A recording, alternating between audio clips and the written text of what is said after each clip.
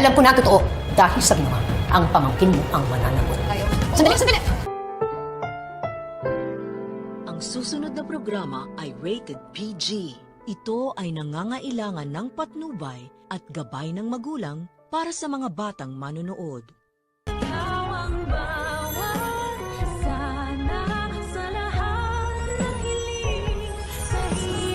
Hindi ako nagtataka kung bakit ka nagsiselo sa kanya. Ay mo?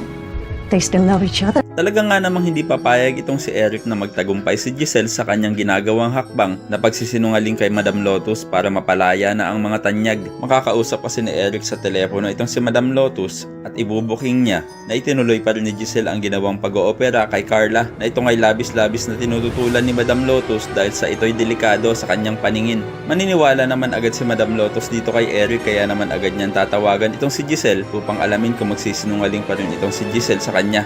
At dahil pinaninindigan pa nga rin ni Giselle ang kanyang pagsisinungaling kay Madam Lotus na itong si Carla daw ay inihahanda niya na para makausap niya, ay dito nakukulo ng husto ang dugo nitong si Madam at pananagutin niya daw si Annalyn sa pagsisinungaling nitong si Giselle. Hindi naman papayag si Lynette na kunin ni Madam Lotus itong kanyang anak. Kaya naman bububugin ni Madam Lotus itong si Lynette. Tatangkain naman ni Moira na itaka si Zoe. Pero pipigilan siya ng mga tauhan itong si Madam Lotus. At matapos nga daw si Annalyn na pananagutin ni Madam Lotus ay isusunod niya sila Lynette, Zoe at itong si Robert. Kaya sana talaga ay maging successful ang operasyon ni Carla para matahimik naman itong si Madam Lotus. Samantala, naging successful naman itong si Irene sa kanyang planong pagpapatsorba sa kanyang asawang si Carlos. Hindi mo rin naman kasi masisi itong si Carlos dahil hindi nagpapatsorba sa kanya si Lynette kahit kasal na nga sila. At sabik na talaga magkaanak si Carlos kay Lynette. Pero ayaw talaga nito. Kaya naman ngayon tila ba magkakaanak na sila ni Irene ay mukhang magkakabalikan na nga sila. At boto din naman itong si Irene na makipagbalikan itong si Lynette kay Robert. Samantala, paano kaya palulusutan itong si Doc Lyndon kila Michael,